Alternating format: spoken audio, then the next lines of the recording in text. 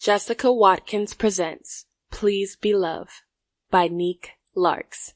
Narrated by Corin Clay. Chapter 1. Pain is required. Suffering is optional. Erin.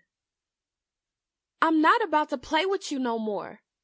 Erin threw the small metal wall decoration across the room like it was a baseball, aiming directly at Trevelle's head.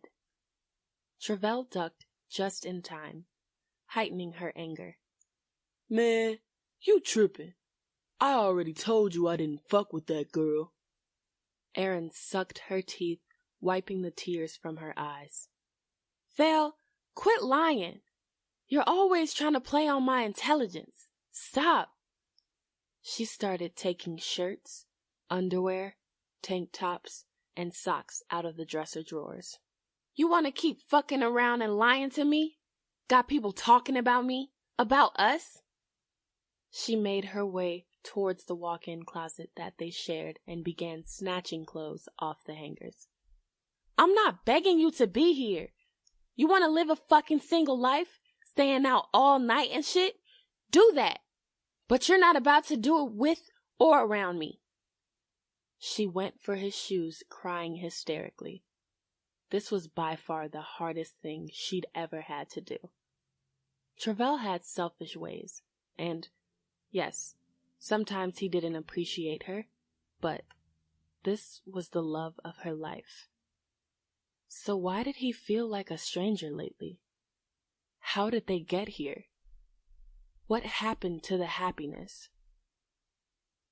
Lately, they argued about everything. He was rarely home, and she was always crying. After long conversations with her mother and close friends, sleepless nights, and hours of contemplating, she decided this was the right move. And if not the right one, a smart one. For so long she'd followed her heart. It was now time to use her brain. She'd loved him and gave it her all, and it didn't work. What else could she do? Erin knew she had to put her feelings aside and do what was best.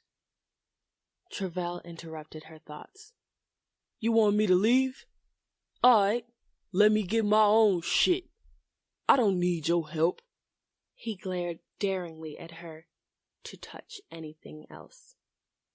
She took a step back and watched him pack up his wardrobe as tears streamed down her cheeks. She hung her head as she felt herself getting more upset, but she calmly asked, Val, what happened to us? Trevelle ignored her question. Pulling out his cell phone and putting it to his ear, he mumbled a few words and hit end. Erin approached him. Why are you ignoring me? It was bothering her that this seemed to be tearing her apart. Yet, he was so at ease.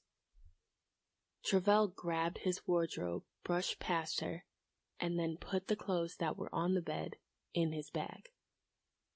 I'll come back for the rest of my shit. He proceeded to lug all of his belongings downstairs with Erin on his heels. Don't.